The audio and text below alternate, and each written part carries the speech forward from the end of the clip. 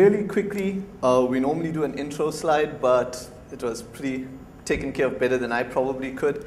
Really quickly, Sensepost is a small information security consultancy based primarily in South Africa, even though we do most of our work out of it. We've been around for about 10 years, do work all over from Geneva to Gaborone just about. Do training around the world, released some papers, written on a few books. We've spoken at Hack in the Box a few times, although it's my first time here. So really quickly, if you take a look at this talk, the first question that comes up is why this talk? Okay, why are we interested in cloud security? Probably one of the big things right now is that cloud's a real headline stealer. Okay, the moment you put cloud on your talk, it's bound to generate some buzz. But what we wanted to capture is that Sensepost as a company has been around for a while. Okay, so we don't normally go for the talks that are immediately headline steely.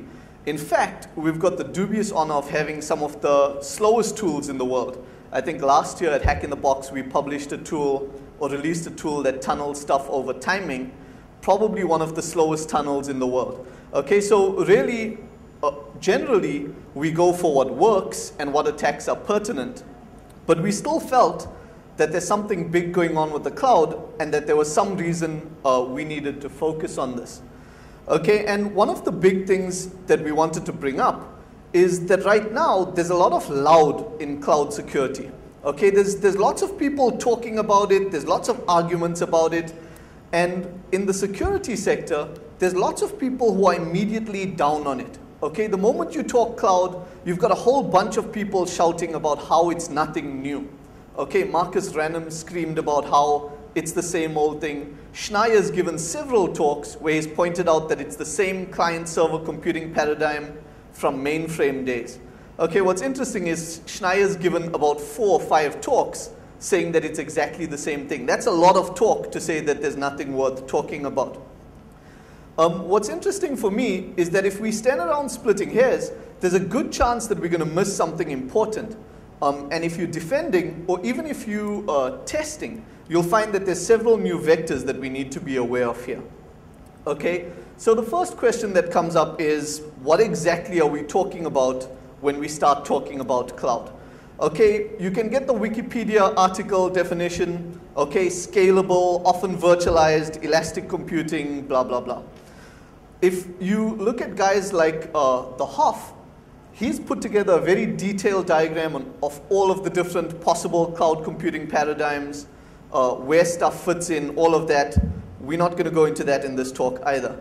Okay, what we're seeing cloud computing for our intents and purposes here is really simple. We're saying, what can we as attackers do? Okay, and what you see typically is there's boxes we can attack, applications we can attack, or storage we can attack.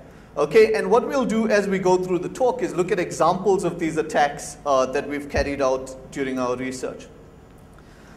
Okay, the question then is, why would we want to break the cloud? Okay, quite simply, right now we want to break it because that's where the action is. Okay, and what you'll find is increasingly more and more services will be moving to the cloud.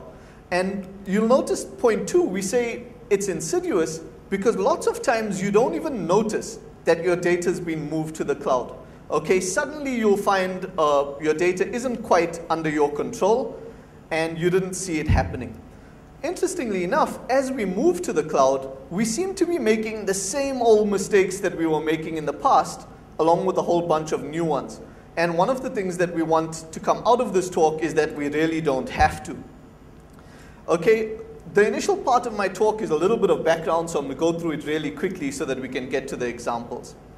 Okay, so the question is, why is cloud adoption happening?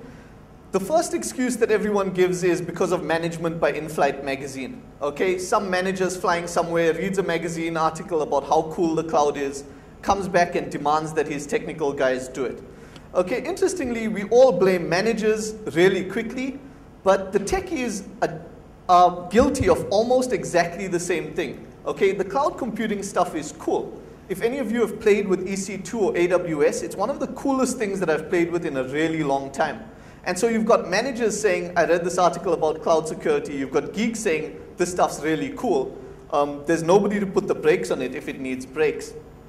There's also a really poor history from IT on delivering on services. Okay, so if you look at Salesforce.com, essentially they're providing outsourced CRM. It's really telling that someone would go and give their CRM to someone else because they couldn't get the CRM up and running internally nicely enough. Okay, with the downturn in the economy, cloud computing becomes attractive, again, because it's allowing you to make your payments as CapEx. Quickly, there's some talk of private clouds. Okay, we're not going to cover private clouds in our talk at all. Essentially, one of the big attractors to cloud computing is multi-tenancy because of cost saving. Once you go to private clouds, you don't have that cost-saving advantage. It's not what we're interested in right now. So really quickly, if we start looking at problems you have when you're testing the cloud, probably one of the biggest problems that pop up is a question of permission. Okay? How do you get permission to test something on Amazon's EC2 when the results of your testing could show you data from another client completely? Okay, one of the big problems you have is the risk of getting blackballed. So I use Amazon a lot. Almost my whole salary gets transferred every month from me to Amazon because I use them a lot for books. When we were doing EC2 testing, one of the things I was really worried about is what happens if Amazon kicks me off their system. Okay, suddenly I'm not able to buy books from them, and if you're on EC2, it could mean a lot of other things. When you're in the cloud, one of the problems that you have is how do you track versions? How do you do regression testing?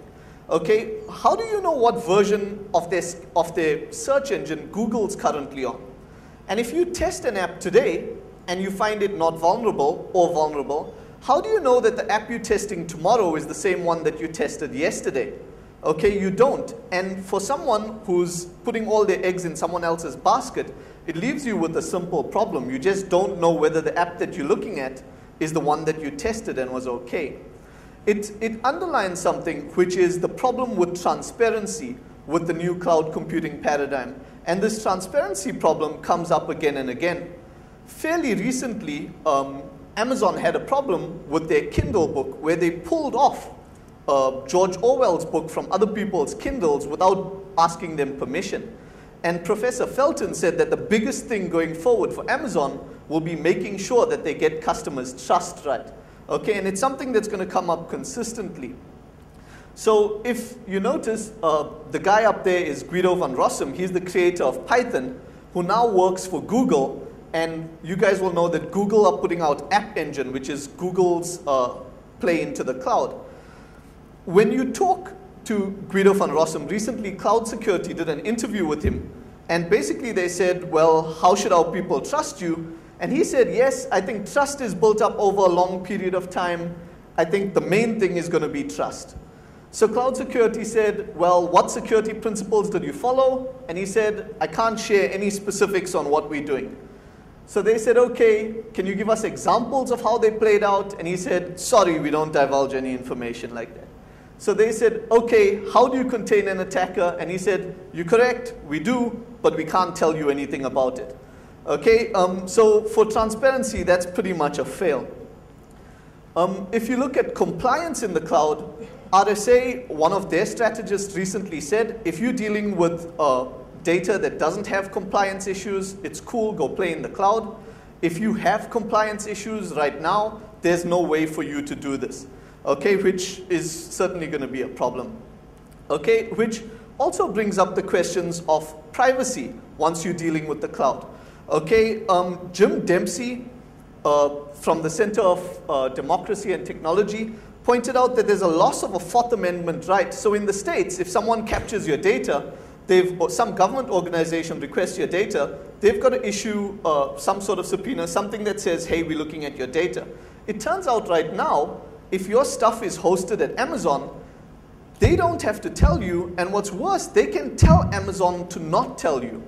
Okay, so your data currently sitting in the cloud, they have to issue Amazon with papers, not you. So you don't even know when your information's being looked at by someone else. So normally, the moment you talk about this, the first thing that people scream is, use crypto. Okay, throw some crypto magic on it and everything will be okay. Okay, the guy up there is Robert Morris.